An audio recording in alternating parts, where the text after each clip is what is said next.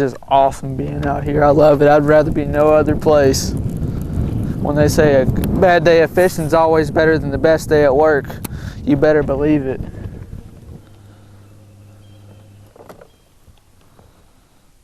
See some shad flickering around. The bass, they really follow the bait.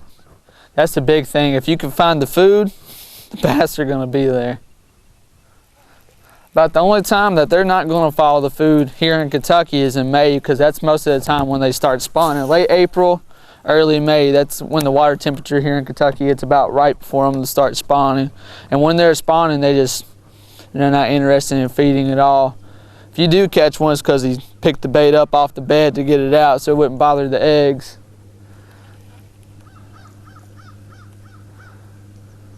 I think my biggest strength is targeting the pre-spawn and the post-spawn. Not the best bed fisherman. I could do it, just not the best.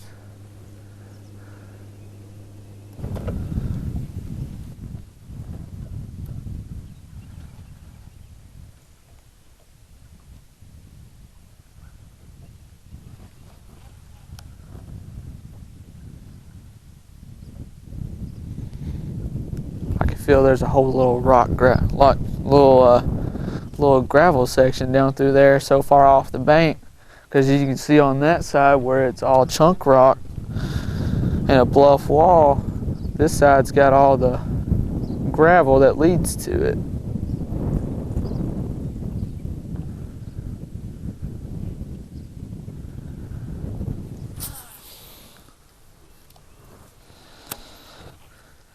When I generally go out, especially in February and March, when I'm talking about pre-spawn, what I'm looking for is when that water temperature gets above 40, 42, that's when they start to move up, because I've caught them in coldest water is 43. And like I said, right now we got about 47, 48 degree water temperatures. Right around 50 is where they're really going to start stacking up. And then high 50s and low 60s is when they're actually going to start spawning. That's when the temperatures get about right for them. A lot of people say when the dogwoods bloom, when they start spawning. It is usually about around that time. And a really good indication, if you don't have a depth finder or know the water temperature, is when the marsh lilies are blooming. That's a really good sign. Because right now I know at my house they're blooming everywhere, so starting to pop up.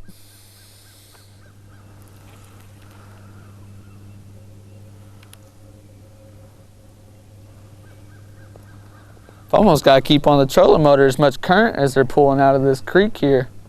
There's actually a river that feeds the back of the creek. All this water is rushing in from it, where we've had all the snow and it's melting and all the rain.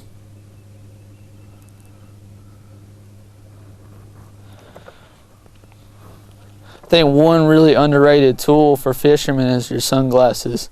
I mean, the polarized sunglasses do such a wonderful job. Like even when the water's, gin clear, you can have polarized sunglasses and see all kinds underneath the water, especially in shallow water.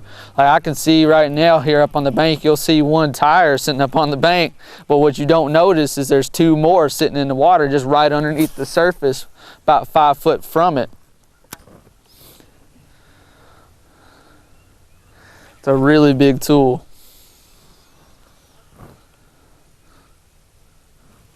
I'm wearing C-Spec sunglasses, and I think they're really awesome for fishermen because they've got a new iFloat series, and these, like if I drop them in the water, they'll float on top. And that's a really big thing because I've dropped so many sunglasses in the water, kicked them off the side of the boat, lost, $50, $60 pair, $100 pair of sunglasses.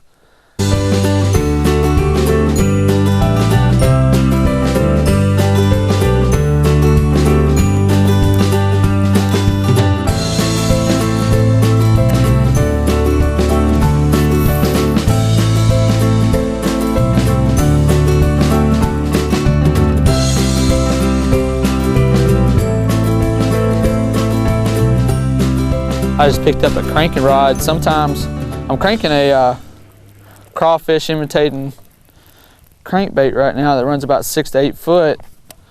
Sometimes when you give them a little bit different look, that's when they'll hit. because you can throw one bait to them and they'll get used to it sometimes. So when you throw them something that's just a little tad bit different, it really triggers them.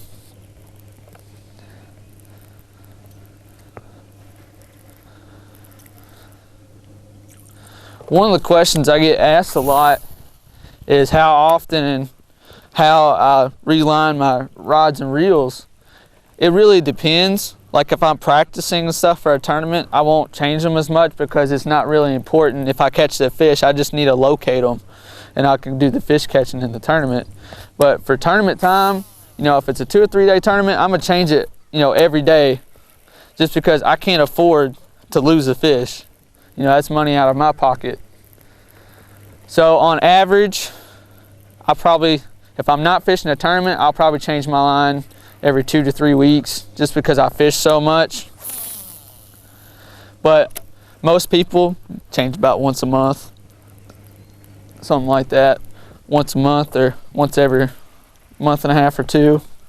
It just all depends on how much you fish. Now I do take my rods and reels inside my house sometimes to line them just when it's cold.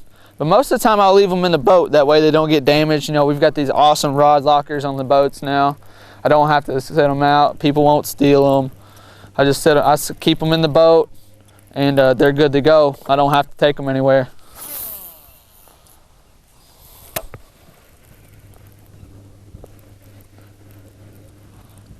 You gotta respect those stumps sometimes. Sometimes you'll be sitting there fishing a crankbait or a jig and it'll thump a stump and you'll think it's a fish, and then sometimes you'll think it's a stump and it's a big old fish. So you got to respect them. That's a big thing too between the average fisherman and somebody who's really good at it, is knowing when the bites are happening, because that, like I said earlier, 90% of the games the hook's set. So that's a really big difference. Sometimes it might be a tick, sometimes it'll feel spongy, sometimes it'll feel like a stump. You just never know. You got to be ready for anything. Hook sets are free, fish aren't, so. I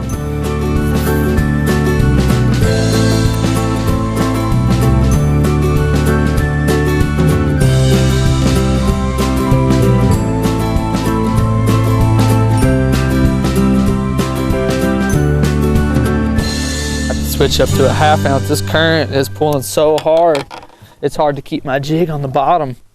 That's a really big thing too, is knowing when to change. I've got a 1/2 ounce here. I was throwing a 3/8, but it was just getting picked right up off the bottom. So the easy thing to do is just to change it out. That's what you need to do. And little things like that set fishermen apart. Being efficient with your day, being efficient with what you're doing. Now the knot I'm tying right now is a Palomar knot. I tie that with probably 80% of what I'm using. I tie it with a lot of crankbaits. It kind of, for me, it works a lot with fluorocarbon. Some guys break it off, but what you do is you throw it, you put it through there, and you double it up like I've got there. You've got a tag end on this side, you've got a loop on this side. You're going to make a little loop there, go through it, just like that. Now go around, take this loop in this hand, take it around the back side of the bait, bring it up to the top. You got to wet it down so it doesn't get burned, because that can weaken the line. Now all you do is cinch it down. It's basically a double uni knot, and there's 2 strands at the bottom instead of just tying multiple 1 strands there. It's got double the strength at the bottom, so that helps out a lot. So that's just one little tip.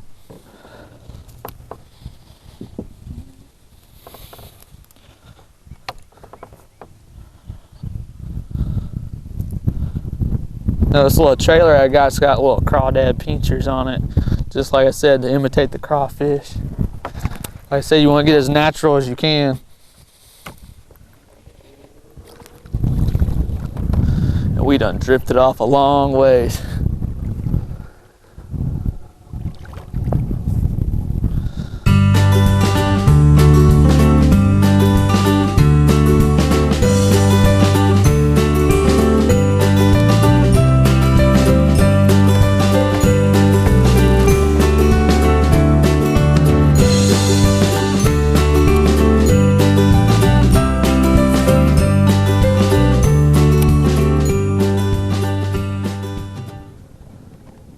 Current's still picking the jig up, but it's not as bad.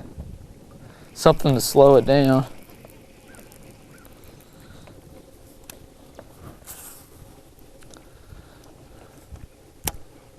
Something to look for too is when there's a lot of current being pulled is the current breaks.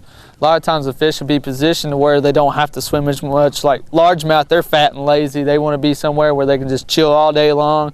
They'll be on the downside of the current, and the current breaks there a lot of the times. But a lot of times the smallmouth, they're just brutal. They want to be in the current. So if you can find some current there, they love current. Just two totally different beasts.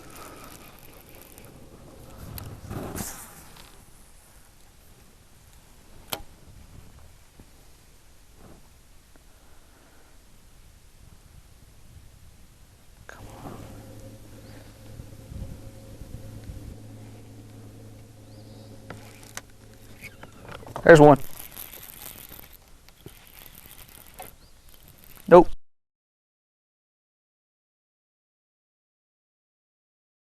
Yeah, that's a drum. They live a lot. We used to fish the Kentucky River, and they're just plentiful in there. They hit just like a bass. They fight just like a bass.